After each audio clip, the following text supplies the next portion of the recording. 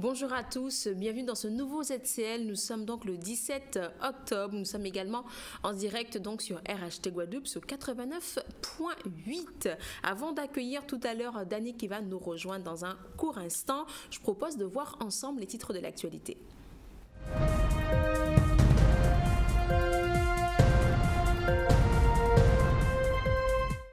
Et plusieurs élus de la Martinique sont donc en ce moment même donc au ministère des Outre-mer avec Annick Girardin afin donc d'aborder plusieurs dossiers importants. Il y a entre autres Serge Letchimy ou encore Josette Mana. Et enfin, avec tous ces faits divers qui se multiplient, les actes de violence qui se répètent, vous sentez-vous en sécurité? Vous y répondez au micro de nos reporters. Et enfin, on terminera avec ce concert Jean Nouchouquet. C'est donc Rosan Monza, le petit-fils de Vivilo, qui donnait son grand concert au centre donc culturel de Sonis. Ça s'est donc passé vendredi soir. Et je vous le disais en titre, plusieurs élus de la Martinique, Serge Letchimy, député, Morika Ant, sénateur, ou encore Josette Mana, députée, ainsi que Catherine Conconne, ont donc rencontré hier soir la ministre des Outre-mer, Madame Annick Girardin, de manière à aborder les dossiers importants donc, qui tournent autour de la Martinique. On regarde ce reportage de Maurice Cessy, notre correspondant à Paris. Nous avons voulu aborder un certain nombre de dossiers préoccupants pour la Martinique, notamment la préparation des assises des Outre-mer. Et ce que nous demandons, c'est qu'il y ait un cadre, un vrai cadre pour ces assises et que nous n'ayons pas justement, encore une fois, un chapelet de demandes, de propositions qui soient faites et qui soient mises dans les tiroirs quelques mois après. Donc ça a été ça. Et puis bien évidemment, nous avons abordé d'autres dossiers qui sont, j'ai envie de dire, très chauds chez nous. Donc je vais laisser... je suppose, quand vous voulez parler de ces fameux contrats aidés, mais il semble que le gouvernement ait entendu les élus. Oui, mais vous savez bien que les contrats aidés sont pour nous des pis-aller, puisque c'est une vraie réforme au fond qu'il faut mener pour nos pays, et c'était l'objet d'une discussion. Il faut une petite révolution en interne, aussi bien du côté français que chez nous, pour justifier que nous avons besoin d'un cadre particulier. Nous sommes des pays singuliers, nous sommes des pays particuliers, et il n'est plus question pour nous d'accepter de vivre à l'aune de mesures qui sont prises en fonction des gouvernements qui arrivent, en fonction d'une loi de finances, etc. On a besoin de ces espaces de responsabilité, de liberté, pour nous permettre en tout cas d'œuvrer à un développement que nous connaissons mieux que quiconque. Donc cette boîte à outils doit être performante et aussi inscrite dans la pérennité. Alors aujourd'hui, nous inaugurons d'une manière de travailler. Les 4 parlementaires qui sont de la même couleur politique prennent les choses de manière extrêmement sérieuse. Il n'est pas question pour nous d'aller simplement dans nos 2 assemblées, voter ou pas voter, porter des amendements, etc. Mais il y a aussi un travail de proximité à faire avec le gouvernement qui se dit ouvert. Donc il faut profiter de ces fenêtres pour aller très loin et puis que nos espaces d'initiative dépassent le strict périmètre des assemblées. Nous sommes au travail pour nos pays. Mais bien sûr, de toute façon, nous savons pertinemment que quand on est divisé, nos dossiers ne peuvent pas être examinés de façon objective. Donc nous avons décidé de mettre en place, ce sont des opportunités. Nos élections respectives font qu'aujourd'hui, nous avons donc la possibilité de travailler ensemble et de porter ensemble nos dossiers. Je crois que plus on est fort et mieux les choses vont avancer pour nous. Maria a été l'objet aussi de cette réunion, puisqu'il y a nos agriculteurs, les producteurs de bananes qui souffrent. Oui, il faut absolument créer cette culture de la résistance, parce que nous sommes appelés à vivre ces calamités de plus en plus fréquemment et de plus en plus violemment.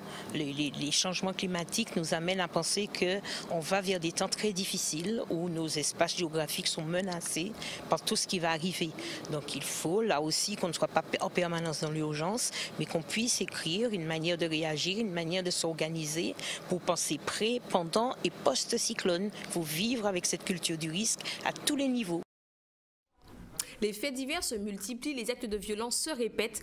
Un climat de peur s'installe-t-il sur l'île? À l'heure où il est, vous vous sentez donc en sécurité? Vous y répondez au micro de Stanley Manicor et Chris Kevimanier. De tous les événements et les faits divers qu'on entend, est-ce que tu te sens sereine quand tu sors de chez toi? Pas vraiment, non. Pas du tout même. Pas du tout. Donc au vu de tous les faits divers qu'on entend en Guadeloupe, est-ce que tu te sens en sécurité quand tu sors de chez toi? Oui. Ben non, Nous sommes sûrs de sortir de chez soi, mais nous ne sommes pas sûrs de retourner. Mais non, il y a trop de violence, il faut faire attention. Donc est-ce que vous prenez des précautions particulières par rapport à ça? Non. On va dire oui et non. On va dire oui et non. Bon, c'est vrai que bon, on n'est pas forcément à l'abri de trucs qui peuvent nous arriver, mais après ça, bon, faut pas se laisser submerger par une sensation de peur ou de quoi que ce soit. Il faut continuer à vivre la vie comme elle est, quoi. Normalement, continuer à faire les choses. Est-ce que tu prends des précautions particulières, tu prends pas une certaine heure pour éviter tout ça? Non, même pas, mais je regarde souvent derrière moi. Je fais surtout attention aux gens qui passent à côté de moi. Bon, mais toutes les précautions qui sont nécessaires. Vous savez, surtout quand on descend sur Pointe-à-Pitre, ben forcément on descend faire juste ce qu'on en a à faire et puis on rentre chez soi. Puisqu'on n'est pas à l'abri, je pense. Avec tout ce qu'on entend, on ne peut même pas mettre de bijoux, quoi que ce soit. Donc du coup, ben, on descend en ville faire ce qu'on a à faire, puis on retourne chez soi. Non, on fait ce qu'on a à faire et puis on entre, on ne reste pas traîner. Pas avoir peur, en fait, ça sert à rien. C'est vrai qu'on n'est pas sûr de rentrer, mais bon, après, il faut vivre avec... faut vivre avec ça, hein. De toute façon, voilà, on ne s'empêche pas de vivre. Quoi qu'il arrive, il faut faire les choses. Donc après, bon, Dieu est grand, bon, voilà. Hein. Si nous pouvons rentrer à casa, nous, bon Dieu merci. Si nous pas pour rentrer, bon, voilà. C'est famille qui plaît. Mais souvent, on sort de chez toi, mais on n'est pas sûr de rentrer. Qu'est-ce que tu en penses de cette expression-là? Elle est vraie? Ah ouais, moi ça va, tranquille. Hein. Je sors, je rentre chez moi tranquillement, il n'y a pas de souci. Hein. Donc ça va, non, franchement tranquille, regarde, tout le monde passe bien. Il n'y a pas de souci. Avis à la population, bon, les frères, et comment vous dire? Point cool parce que bon, là nous gêne, mais là, regardez, bon, nous amener à vieillir. Même si ça ne servi nous ni, bon, c'est garder pour faire en sorte que nous pas voyons qui c'est même bitin là, nous qui amener à Timoun nous qui reproduit bordel en nous, donc faut nous réfléchir à des fois ça nous qu'a fait devant le monde. Les familles et les parents sont parfois désarmés face aux troubles dys que rencontrent leurs enfants dans leur quotidien à l'école. Depuis une quinzaine d'années, ce phénomène connaît une véritable recrudescence avec le risque de surplanter la question de l'échec scolaire. Comment faire? Comment identifier ces troubles? Ou encore quelles solutions proposer pour aider l'enfant en difficulté, mais aussi l'environnement familial et scolaire? Et bien, pour y répondre, la MAEF a sollicité donc l'expertise de Léonard Van Etzel, qui est psychologue, enseignant à l'université de Paris-Descartes et rédacteur en chef adjoint à la revue Anae. Et bien, à travers cette conférence, elle aborda le système dys sous un angle progressiste et critique, basé donc sur les révolutions actuelles du champ sanitaire et médico-social suite aux différents aménagements de la loi 2005 sur le handicap. Je vous propose de faire ce point avec ce reportage tout de suite. Il faut compter qu'il y a au moins 1 à 2 enfants par classe atteints de troubles dys. En fait, ça a toujours existé, mais on n'avait pas les éléments, les outils pour le régler. Et c'est quand même un problème. C'est surtout des enfants qui n'ont pas déficients intellectuellement. Ils ont des capacités ailleurs, mais ils ont cette difficulté à automatiser certains gestes, la lecture, le calcul. Donc on a tous les dys, dyslexie, dyscalculie, dyspraxie, difficulté à attacher les chaussures, c'est parce qu'ils n'arrivent pas à automatiser le geste. Donc, pour ce qui est de l'école, on sait très bien que l'école, c'est l'avenir des enfants. Or, il y a beaucoup trop d'enfants qui sont atteints de dyslexie et on s'est dit il fallait qu'on organise des conférences de ce genre et qu'on la fasse en Guadeloupe. C'est important puisque là nous avons quelqu'un qui vient de l'extérieur, qui nous apporte un petit peu son savoir et qui remet un petit peu nos connaissances à jour.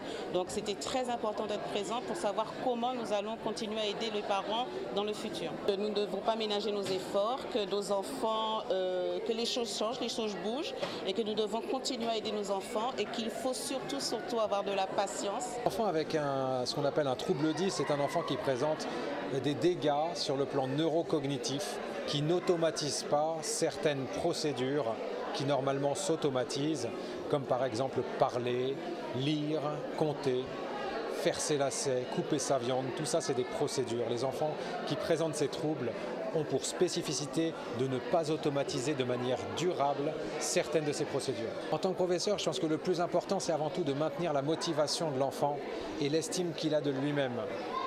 À mon avis, c'est vraiment ce qu'il y a de principal parce que c'est avec cette motivation-là qu'il va pouvoir se construire comme un adulte de demain.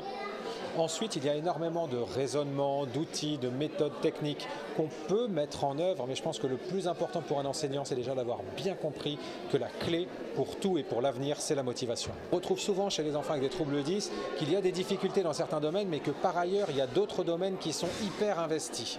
Par exemple, un enfant avec des grosses difficultés pour l'automatisation du langage va avoir tendance à être plutôt visuel ou moteur et va être plutôt un bon sportif, avoir des bonnes capacités de ce côté-là. Donc il faut bien sûr comprendre les difficultés, les identifier, mais mettre le paquet là où ça fonctionne. Alors je pense que le plus gros message que j'ai essayé de faire passer, c'est avant tout cette question de la motivation. Et ensuite, de ne pas s'arrêter aux inquiétudes ni scolaires, ni du quotidien du moment, mais penser à l'enfant comme un être en développement qui devra fonctionner une fois adulte avec des outils, avec des ressources et bien sûr avec un petit peu de confiance lui-même en ce qu'il peut faire. Et en bref, notez que le préfet prolonge l'arrêté qui suspend la chasse sur l'ensemble du territoire de la Guadeloupe, et cela jusqu'au 25 octobre à minuit. Souvenez-vous, le passage de l'ouragan Irma en Guadeloupe a donc entraîné des impacts significatifs sur la faune sauvage et ses habitats. Et puis, souvenez-vous, autrefois, les esclaves cuisaient ce repas au milieu d'haricots rouges pour donner de l'énergie aux travailleurs des champs. Aujourd'hui, ces boulettes de farine étaient donc à l'honneur en toute sauce au moule. C'est donc le dombré en toute sauce avec de la morue, des crevettes, du lambi, du crabe, des queues de porc. Les premiers arrivés étaient les plus chanceux et ceux qui se sont le plus régalés. Je crois que Dani qui était de ce côté-là, ça s'est passé donc au moule. On regarde les images tout de suite. L'Office du tourisme du Moule, accompagné de la ville du Moule, organise la première édition de Dombré en toute sauce. Donc c'est une première pour nous, comme on l'a dit. Et on a essayé de voir quel plat, en fin de compte, qui susciterait l'intéressement de tous les mouliens. Et on a trouvé le dombré. Voilà, et nous n'y dombré en tout genre, dombré crabe, dombré lambi, dombré sucré, dombré tout. Nous avons invité tout le monde à venir manger dombré là. Un immense succès, première édition et malgré la pluie. Et tout le monde est sous le parapluie et je vois, en venant, je vois que tout le monde fait la queue. Et pourtant, il est près de midi. Alors je remercie les collègues, le conseil d'administration, la présidente Locès et tous ses membres d'avoir organisé cette journée. Je crois que cela attire beaucoup de monde. Il n'y a pas que des gens du monde là.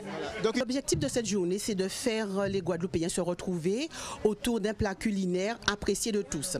Et comme il y a quelques années de cela, on avait plus ou moins l'air de banaliser le plat, le dombré. Tout comme le crabe, nous avons voulu remettre le dombré au goût du jour pour que tout le monde puisse se l'approprier, en particulier la ville du Moule. Le dombré, c'est vraiment la première fois. Charrette, on a déjà fait, on va le faire, on continue l'agrémenter. Mais j'ai dit que malgré la pluie, la journée elle est belle et il y a beaucoup de monde. C'est ça l'essentiel.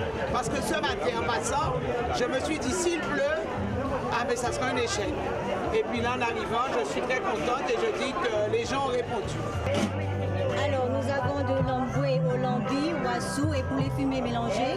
Et l'autre, c'est du damboué lentilles, giroumon et queue. Moi-même, je viens chercher damboué pois rouge, un plat de damboué crevettes et un plat de damboué lentilles. Pour tous les goûts.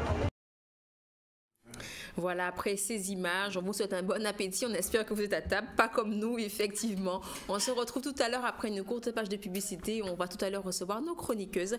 Notamment, nous aurons Francette Rosamond avec la chronique Amazon Caraïbes. Et nous parlerons du coût donc du salarié. Que représente le coût réel d'un salarié pour l'employeur avec Emeline Ademar. À tout à l'heure.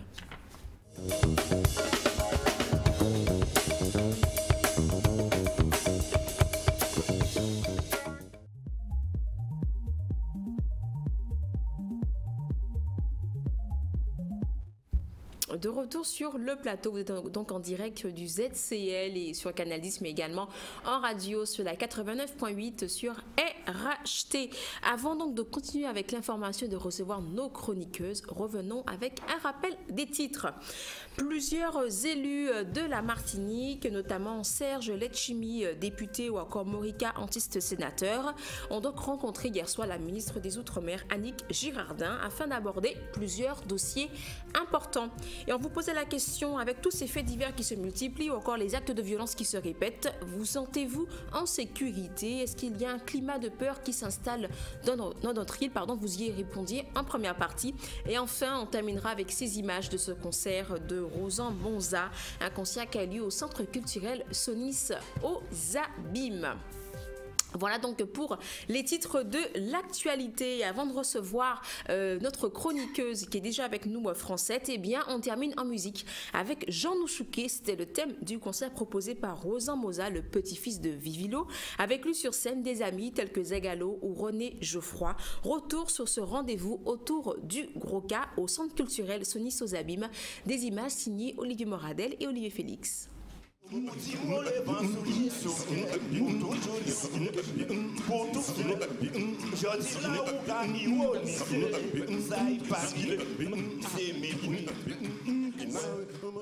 vraiment content de participer dans le concert Rosan là parce que moi Rosan nous fait débuter ensemble et on a une considération pour Rosan et surtout dans le côté tamboula et ça Rosan même avec l'équipe de tamboula ça. Nous faisons un petit parcours en Guyane ensemble, nous avons fait une soirée en Guyane ensemble et à le dernier album à Rosan nous participons. Mais il y a aussi d'autres travail à faire ensemble. Donc j'espère qu'il est aussi intéressant que ça nous a fait jusqu'à là. Il y avait de l'amour et il y avait des musiciens qui ont performé ce soir.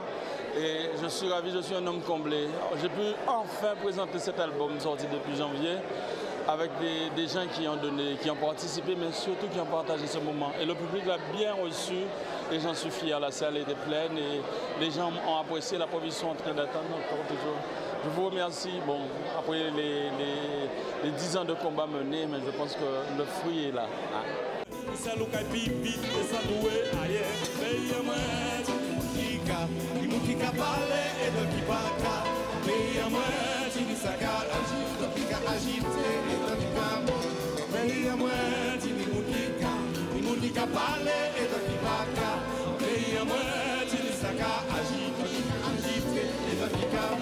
En pays à moi, si n'a pas mal pété, en bonne profiter, en bonne rapier les conseillers politiques sénégalais, ne pas dit trop tactique, pas qu'à des bonnes valeurs. En pays à moi, si ni moukika valait et dans qui baka.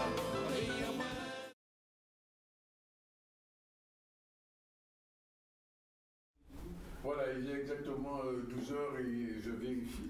53 minutes déjà, on a pris la pause publicitaire. Bonjour à tous, bonjour à l'appui qui cabaret, on dit parfois, mais enfin on arrive à s'en sortir. Bonjour à nos deux chroniqueuses qui sont à l'heure. Même avant l'heure. Avant l'heure, c'est pas l'heure ou après l'heure qui n'est pas l'heure? Mais c'est toujours la bonne heure. Ah, bonne heure. Bonjour Francette. Bonjour. Bonjour Emeline. Bonjour Dani. Je vous vois avec plaisir et satisfaction, parce qu'on a failli vous rater, mais vous êtes là. Alors, on va commencer par un petit retour sur la Guyane, puisque visiblement là-bas, les choses commencent à bouger, Francette. En fait, tout d'abord, bonjour à tous. Mon générique a disparu, mais c'est pas grave. Oui. Amazon Caraïbes est là. Effectivement, je rentre de Guyane où il y a eu deux événements que je considère qu'il faut relater. Le premier événement, c'est l'IEDOM qui a fait en juin une mesure, c'est-à-dire envoyé un salve de 19 questions à des chefs d'entreprise touchés par les événements de mars-avril pour leur dire comment ça s'était passé. Enfin, et donc, ils ont fait un retour d'expérience là début octobre. Et pour ceux qui doutaient que tout ça avait un impact, c'est maintenant mesuré, même s'il n'y a eu que 18 réponses sur 80. Donc effectivement, chômage partiel immédiat pour ceux qui avaient, des salariés mis en congé quand il y en avait, et puis... il y a eu des dépôts de bilan Il y en a eu, mais pour l'instant, enfin ceux qui ont été mesurés, c'était des entreprises les plus fragiles qui sont tombées. Elles sont tombées. Le taux de chômage qui est monté en flèche. Donc, parce que je me souviens, Francette, au lendemain du mouvement social de 2009, on avait eu des entreprises qui avaient fermé, mais certains disaient qu'en fait, c'était des entreprises qui étaient déjà en difficulté. C'est-à-dire, les procédures de liquidation, c'est pas du jour au lendemain. Enfin voilà, même si ça peut être rapide, mais donc il y en a qui étaient déjà dans le tuyau, donc qui se sont retrouvés encore encore plus vite. Et puis, on voit au fur et à mesure des entreprises qui ferment et qui arrêtent, et qui ont commencé par se restructurer, donc réduire leur personnel, et puis des difficultés de trésorerie, c'est-à-dire... par exemple, c'est ça qui est incroyable. On a l'impression que chaque fois on réinvente le fil à couper le beurre ou le monde. Le plan Corail, vous vous souvenez, oui, après 2009, il y a eu en place un dispositif pareil pour pouvoir accompagner les entreprises qui se retrouvent en difficulté. Il y a un plan Corail qui a été décidé depuis juillet, et qui n'est toujours pas mis en place. D'accord. Donc ça aussi, ça favorise pas le fait que les entreprises puissent se sentir un peu plus aidées. Alors, il se dit aussi que les entreprises n'ont pas peut-être fait de demande parce qu'il y a eu des moratoires avec la CGSS, avec l'État, enfin les services fiscaux, etc. Mais n'empêche que voilà quelque chose qu'on connaît bien, qu'on sait que ça concerne des TPE, vu que les montants c'est quoi, c'est 10 000 €, c'est pas mis en place. 3 mois après, alors on se dit quand est-ce que ce sera mis en place, quoi. Alors qu'on sait ce que c'est, on connaît le fonctionnement. Alors là ils ont mis dans la boucle ils ont rajouté des personnes, en fait, des Mais alors, est-ce à dire aux Français qu'après une crise sociale, la situation est pire qu'avant? La situation est difficile pour les entreprises parce qu'il y a des problématiques de trésorerie, de paiement entre entreprises, et puis de manque de lisibilité. Les investissements ont été stoppés. Il y a très peu d'entreprises qui, alors qu'en début d'année, elles annonçaient des choses, qui sont en train de les réaliser là, dans l'immédiat. Et la commande publique c'est-à-dire qu'en fait, et c'est là aussi ces fameux accords de Guyane qui ont clôturé ces journées-là. Ces journées. Et je rebondis à ce que j'ai entendu ce matin dit par M. Losbar, je crois, suite aux assises de l'outre-mer qui ont été lancées hier, qui disait très justement que, attendez, c'est les Guadeloupéens qui vont vraiment relancer leur pays, quoi, et qui s'entendent, etc. Et sur la Guyane, c'est pareil. Quand on regarde les accords de Guyane, on se rend compte que Mme Girardin est venue faire un point fin septembre. Qu'est-ce qui a véritablement avancé? C'est uniquement les points sur lesquels l'État a la main. C'est-à-dire les routes, vraiment... des choses comme ça. Mais tout ce qui concerne, par exemple, le pôle économique que je suis en particulier, et où ils doivent se rencontrer, se parler, et puis descendre la feuille de route, ils n'arrivent déjà pas à se réunir, à être ensemble d'une même pièce. Donc, c'est là que je me dis, franchement... nous avons une vraie problématique de qualité des gens autour des tables. Non, mais il y a quand même un problème, parce que j'entends hier le président de la communauté de Guyane annoncer qu'éventuellement la question du statut va être posée. Oui, voilà. Alors, donc on vous envoie un écran de fumée, on vous envoie un écran de fumée, on vous sort le statut, l'indépendance, le machin. Alors que c'est pas ça le sujet. Ça ne donne pas à manger, un drapeau ne donne pas à manger, quoi. Or, les gens ont des problématiques de comment on boucle la fin du mois. Donc après, on s'étonne qu'il y en a qui se tournent vers des situations illégales. Attendez, quand vous ne pouvez pas faire bouillir votre canari, comment vous faites?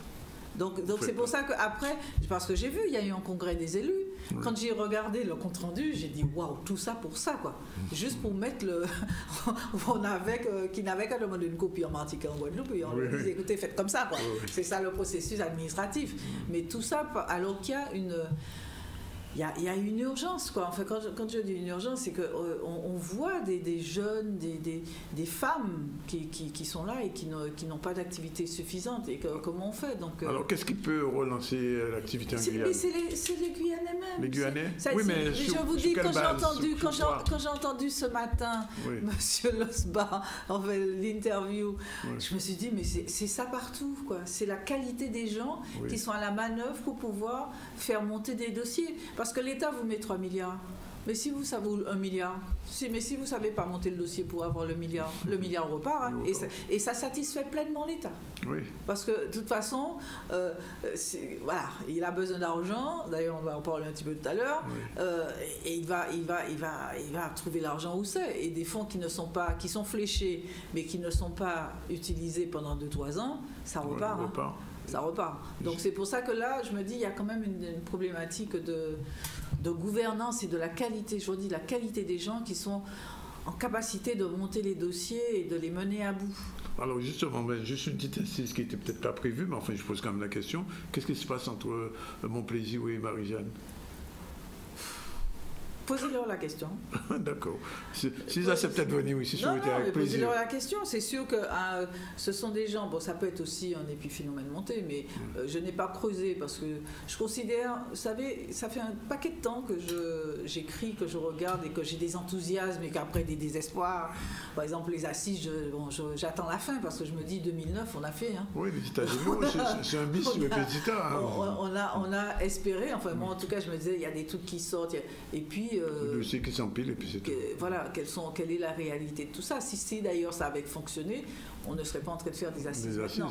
Donc, bon là, il y a eu je pense que les Martiniquais attendaient une offre nouvelle en termes d'élection, parce que ceux qui étaient là n'étaient pas optimums. Maintenant, comment ces gens font pour construire une vision ensemble? On parle toujours de la même chose, hein. Ce sont tous des Martiniquais, tous des Guadeloupéens, tous des Guyanais, et à un moment, il faut arrêter de tirer à U à Dia sur des territoires somme toute petits et qui ont besoin d'avoir une vision stratégique à un moment, et en plus commune, parce que nous sommes des territoires français dans une zone et on a des problématiques communes. Donc que les élus se parlent, que les organismes transversaux se créent ensemble, mais pour l'instant, c'est pas le cas. Ouais, c'est un peu à la traîne, quoi. Alors, deuxième sujet, la fin du papier, annoncée depuis longtemps d'ailleurs. Hein. Oui, mais là, ça s'accélère. Ça s'accélère. Ça s'accélère. C'est-à-dire qu'en fait... La dématérialisation, comment on dit. Non, c'est une ordonnance qui vient d'être prise la semaine dernière par le gouvernement, ce qui veut dire que, quoi qu'il en soit, on est en train de nous balancer du Macron, comment il parle, bordel, machin, etc. Mais derrière, les choses avancent. Et donc, il y a une ordonnance qui est passée la semaine dernière au Conseil des ministres et qui pose les bases des futures relations entre les banques, les organismes financiers et les clients. Vous et moi, les entreprises, etc.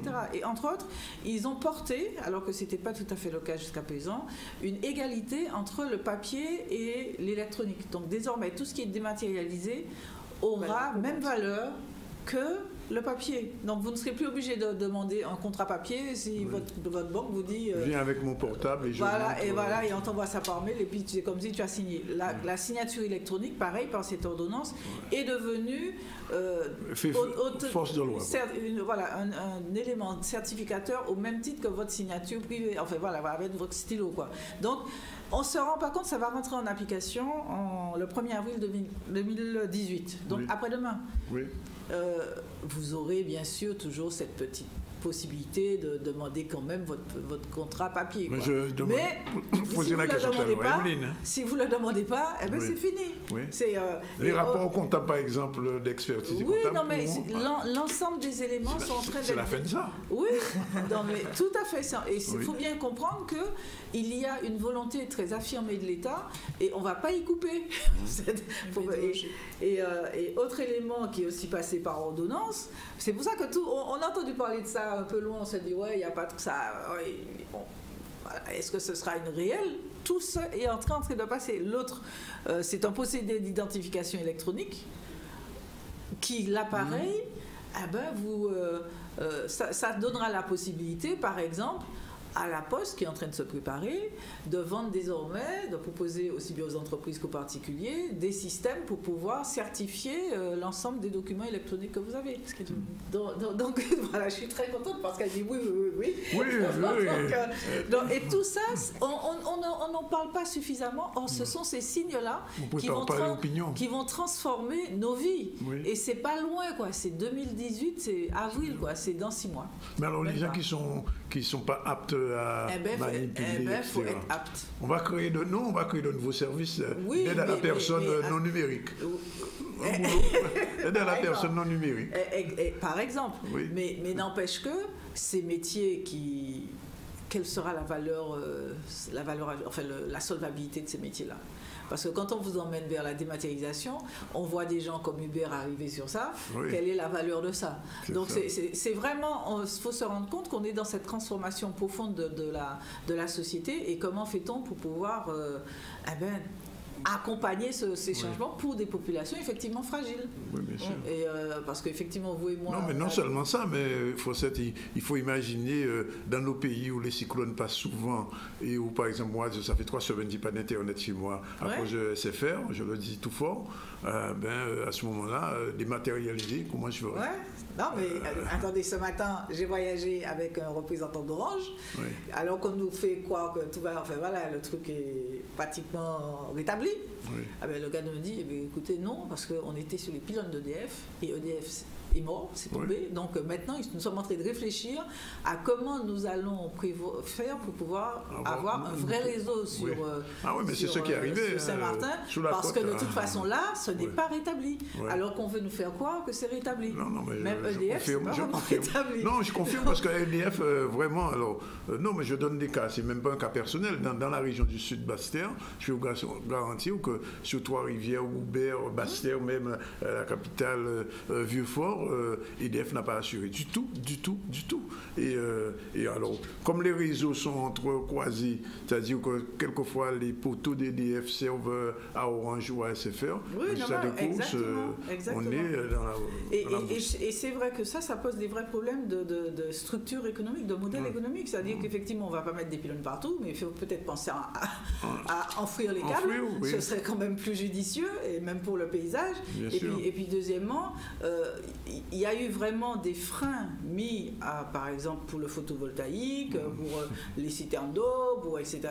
On voit bien qu'il y a des décisions qui sont prises très loin et qui nous concernent et qui ne sont pas en rapport avec notre réalité. Ça, c'est clair. On le dit souvent ici. Mais à force de le dire, ça va arriver. Non, mais les gens commencent à le comprendre là maintenant. Cette sorte d'enfouissement des réseaux. Aujourd'hui, beaucoup de Guadeloupéens se rendent compte qu'effectivement, depuis Hugo, on en parlait. Et qu'ils se mettent d'accord, c'est-à-dire que quand EDF enfouit, que le câble derrière enfouit, en même temps, que ce n'est pas chacun qui va refaire un trou pour pouvoir mettre ses câbles dans le même endroit. Ça va nous faire de beaux embouteillages à venir, cela tient quand même. Oui, mais c'est pour la bonne cause. C'est toujours pareil, c'est une question d'éducation et d'accompagnement du changement. On voit bien qu'aujourd'hui, quand je passe à côté il y a des câbles partout, en hauteur, je me dis, waouh, si on a un coup de vent, messieurs, toute cette partie-là. Et donc ça questionne. Donc maintenant, comment on fait? Est-ce qu'on tombe dans l'oubli une fois que le beau temps est revenu, ou bien est-ce qu'on se met à accompagner? Et c'est en ça, on revient à ces investissements, ces financements qui sont là, et qu'il faut avoir des personnes en capacité. Mais il y a un problème qui se pose, Francette, c'est la capacité aussi de nos politiques d'être visionnaires. Oui, non, mais c'est ça dont on parle. D'aller de l'avant, de comprendre que nous ne sommes plus en 1960. Exactement, et que quelque part, c'est de leur responsabilité. Ils ont voulu aller aux responsabilités. Ce n'est pas simplement pour avoir une belle voiture et des bons salaires, c'est aussi, ce salaire et cette belle voiture sont là pour compenser un travail et porter une vision. Parce que les pays dans lesquels nous sommes aujourd'hui, c'est la vision de gens d'il y a 50 ans, 100 ans. Donc, il faut en avoir une autre. Donc, et s'ils veulent aller être élus et on les voit à la télé, c'est parce qu'il faut travailler. Voilà. Donc ça, c'est après ma petite... Autre point. Alors, les fonctionnaires plus mobiles, c'est le dernier point. Oui, là, pareil. D'une part, on en veut moins, mais en plus, on veut surtout que ce soit des gens qui ont la capacité de passer de fonction publique à l'autre. Jusqu'à présent, c'était très compliqué. Et c'est pour ça que dès que quelqu'un demandait des mobilités, il y avait quand même des inconvénients qui empêchaient ça. Donc, pareil, lors de ce Conseil des ministres la semaine dernière, je dis, il faut regarder ce qui se passe par là. Il y a eu un certain nombre de points qui ont été levés pour faciliter la mobilité des fonctionnaires. Donc, d'une part, des collectivités, enfin des fonctions publiques pourront passer des accords et devenir, avec des dispositions statutaires communes, faire de manière que leur personnel et les catégories puissent se déplacer. Aujourd'hui, c'est pas possible. Donc, ils ont mis une possibilité, avec une ordonnance, qu'à partir de si deux collectivités de fonction publique décident de travailler ensemble, qu'elles puissent bâtir, ne serait-ce qu'à deux, des passerelles. Il y a aussi l'obligation de mettre l'ensemble des postes, quelles que soient les collectivités nationales et territoriales, l'ensemble des postes vacants sur un portail qui devrait être développé avant 2019, donc il faut attendre un petit peu, mais en tout cas, c'est acté que désormais, tous les postes, quels que soient les endroits, seront connus, alors qu'aujourd'hui, il y a des petits côtés confidentiels. Ensuite, un fonctionnaire détaché, ça c'est important. Si vous partiez dans une autre administration et que vous aviez une progression, dans l'administration d'origine, vous ne pouviez pas, il fallait que vous attendiez de revenir peut-être 2, 3 ans, 4 ans pour trouver cette progression de salaire, etc. Désormais, même si vous êtes détaché, vous pouvez avoir votre augmentation immédiatement, ainsi que le nouveau grade. Ça paraît anecdotique, mais c'est des choses qui... ça vous libère la tête pour pouvoir éventuellement aller travailler ailleurs. Les droits acquis, pareil, vont continuer à être acquis sur le compte épargne-temps, etc., etc. En fait, vous voyez, il y a un ensemble de choses qui sont mises en place de manière à ce que peut-être des gens qui sont originaires de chez nous, dans des autres, pas simplement la Poste, etc., mais dans des autres administrations, puissent venir et sans perdre les avantages, sans perdre ceux qu'ils peuvent avoir avec leur administration d'origine. Et ça, je trouve que c'est plutôt pas mal, parce que ça met de l'agilité. Oui, de la flexibilité. Non, c'est pas simplement de la flexibilité, parce qu'ils ne perdent pas leur travail. Oui. Non, mais je dis oui. Mais ça veut dire que... De la mobilité, on va dire. Voilà, pour des gens, et ça peut venir, notamment dans nos régions où on sait qu'il y a beaucoup de personnes qui partent et qui ne reviennent qu'à la retraite, parce que, entre-temps, ils étaient un peu bloqués dans des parcours professionnels, notamment de fonctionnaires. Donc là, on pourra peut-être voir arriver des gens pour venir nous aider à nous transformer. Voilà, c'était la dernière petite info. Ok, merci à Amazon Caraïbes, sans indicatif aujourd'hui, sans générique, mais j'espère que le générique de la mission entreprise est prêt. Il est 13h12 avant de saluer Evelyne. Bonjour. Bonjour, Dani. Et vous allez nous parler d'aujourd'hui dans la chronique ABC des entreprises du coût réel du salarié à son employeur. Encore une chronique qui va faire plaisir, j'imagine, à plein de chefs d'entreprise. Générique, c'est parti.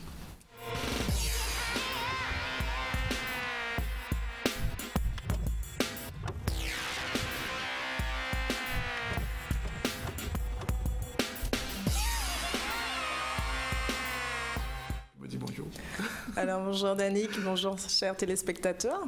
Et auditeurs de radio, attention. Et auditeurs de radio, tout à fait. Vous savez quelque chose? On aura bientôt 2 autres radios.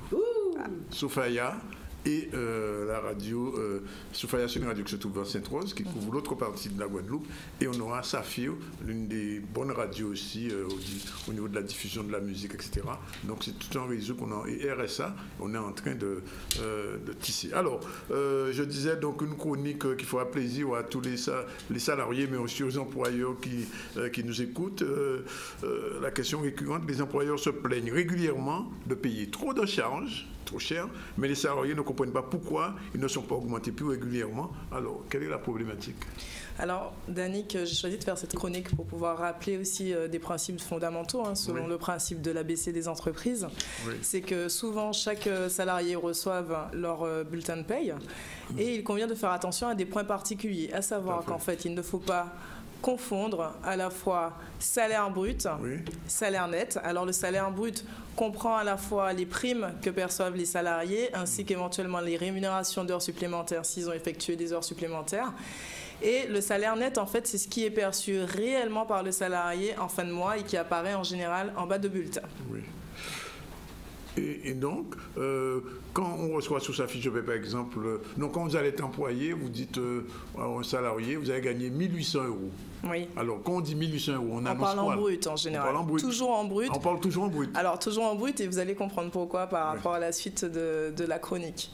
Et c'est vrai qu'en fait, il faut tenir compte également des charges sociales qui sont calculées sur ce salaire brut, notamment lorsqu'on est employeur, afin de ne pas pénaliser ni nuire au bon fonctionnement de la société. Donc, c'est vrai que Dans certains cas, les salariés ont l'impression de ne pas être suffisamment payés pour le travail qu'ils fournissent. Mais ce qu'il faut garder à l'esprit, c'est que l'employeur rémunère un salaire brut. Donc en fait, quand ils raisonnent, ils doivent raisonner sur le fait qu'ils perçoivent. C'est un faux prix en fait. Quand on vous annonce 1800 €, c'est un faux prix. On devrait plutôt vous le dire directement, en net. Ce n'est pas un faux prix, c'est un vrai prix. Pourquoi? Parce qu'en fait, l'employeur est chargé de collecter les charges sociales salariales, entre autres, pour le compte du salarié, qui risquerait éventuellement, s'il les percevait directement, de ne pas forcément cotiser. C'est une contribution sociale en fait à la société. Alors c'est une contribution, mais c'est-à-dire que, si, comme vous dites, Danick, si vous avez par exemple un salaire de 1800 €, derrière l'employeur sera juste un intermédiaire en fait qui va récupérer la quote-part qui correspond aux charges sociales et qui est censé justement les reverser aux différents organismes concernés. Oui.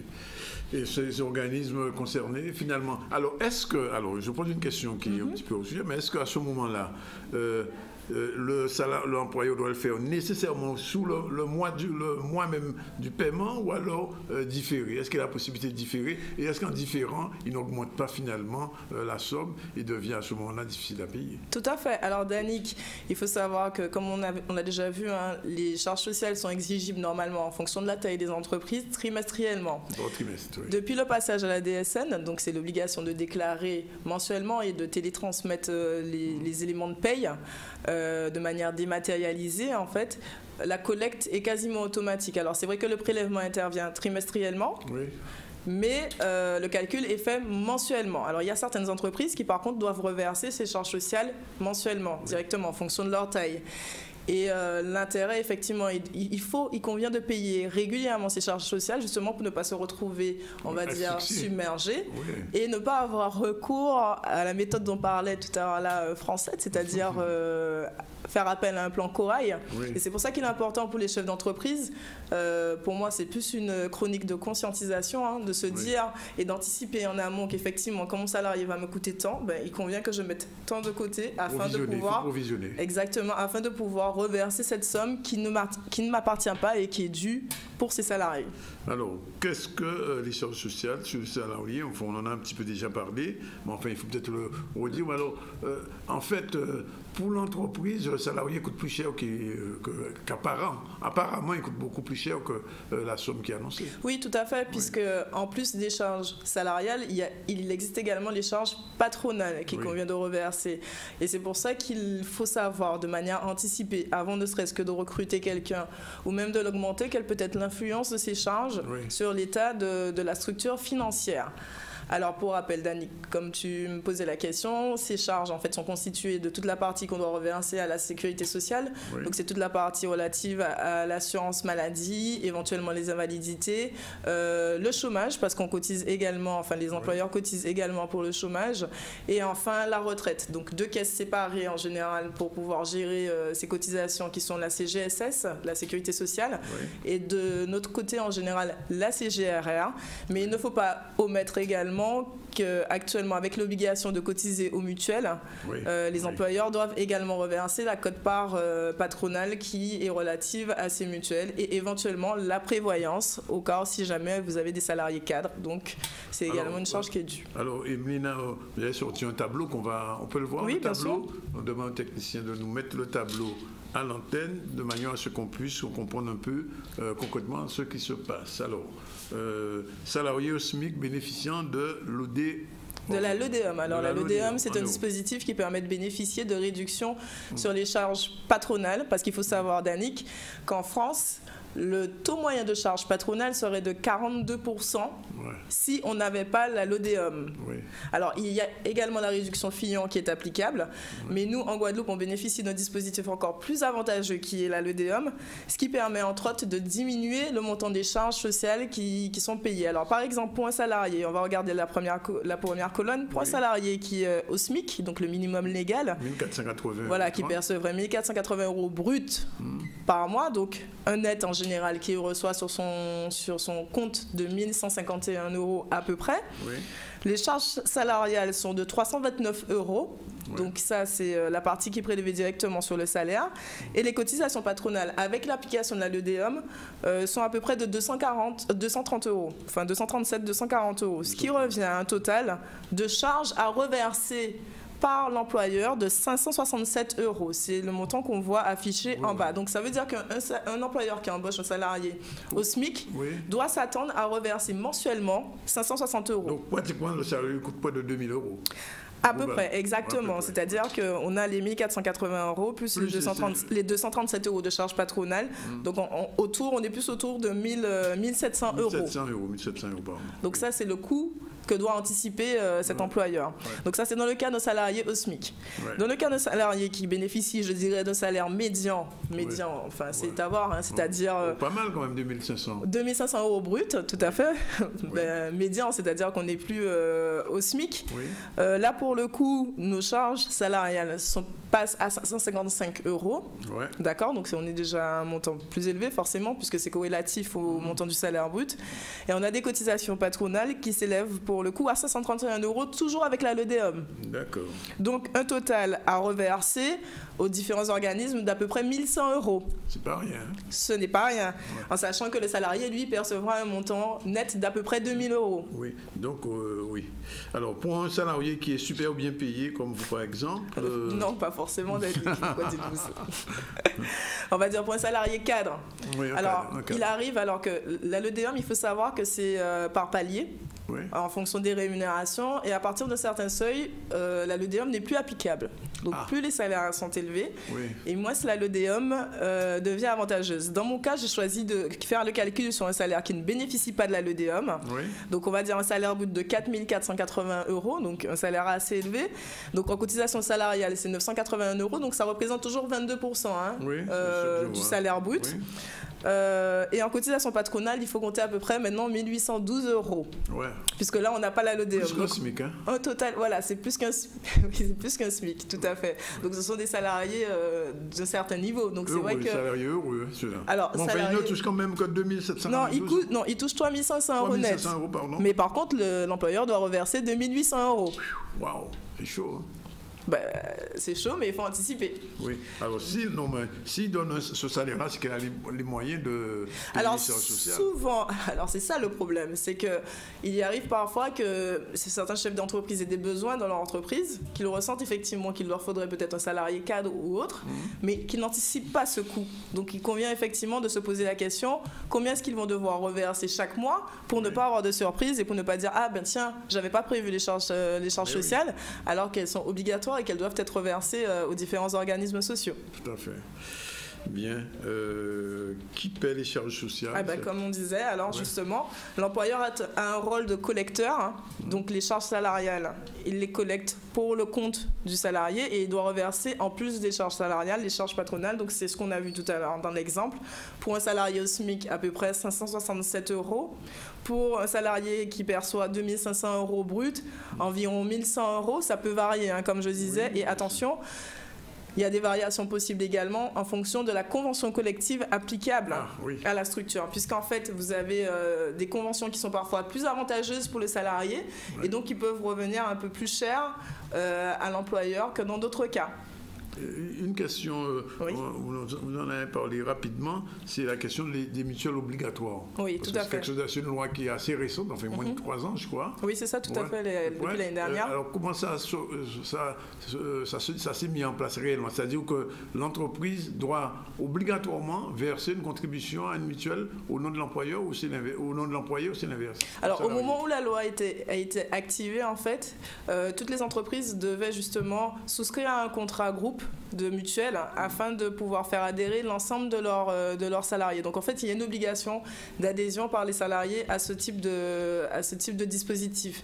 Et ce qui se passe, c'est que en fonction du montant de la mutuelle, en admettant par exemple que pour un salarié qui a peut-être un enfant ou 2 enfants qui devrait payer une cotisation, on va dire à peu près de 120 €, hein, je donne un exemple, l'employeur peut choisir de prendre à sa charge peut-être 40%, 50%, 60% de ce montant, le reste étant laissé à la charge du salarié, et par contre la quote-part qu'il prend en charge est retenue directement sur le salaire. D'accord. Enfin, du moins la quote-part du salarié est retenue directement sur le salaire. Et le reliquat, s'il a pris par exemple en charge les 40%, sont reversés de sa poche en fait. Donc l'employeur supporte, on va dire, un coût de 40% du montant de la mutuelle, par exemple. Alors, voilà une question qui font mal. Quels sont les risques si l'employeur ne paie pas les charges sociales, et ça arrive souvent? Alors, Dani, comme je t'ai expliqué, l'employeur collecte. Oui. Les cotisations pour le compte du salarié. Donc cet argent ne lui appartient pas. Par rapport à cela, les tribunaux... C'est comme la TVA, quoi. Tout à fait. Les tribunaux ont estimé qu'en fait, en absence de reversement, qu'il y a une forme de détournement, puisqu'en fait c'est de l'argent qu'il aurait dû reverser pour le compte du salarié, qu'il ne va pas reverser à cette fin, peut-être parce qu'il ne l'aura pas anticipé, qu'il aura effectivement eu des difficultés de trésorerie, mais les tribunaux sanctionnent gravement ce procédé. Ce n'est pas presque un délit, c'est un délit. Cela relève du pénal. Tout à fait, exactement. Et un employeur qui ne respecte pas cette obligation encourt forcément des amendes et des pénalités. Et il faut savoir en plus, là où je vais insister sur ce point, parce que c'est vrai que c'est un point d'actualité, c'est que quelles que soient maintenant les démarches qu'un employeur souhaite effectuer, c'est-à-dire faire une demande d'emprunt bancaire, aller demander un contrat aidé, puisqu'on en a parlé des contrats aidés, la première question que va poser l'organisme en face... Avez-vous votre attestation fiscale et sociale que vous êtes à jour?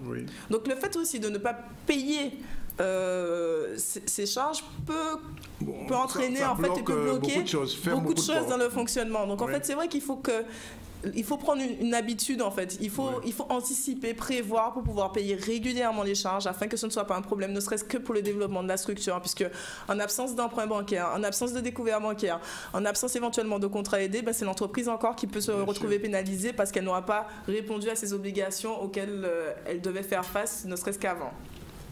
Autre question plus classique, c'est l'actualité concernant le bulletin de paie. Il y a des évolutions?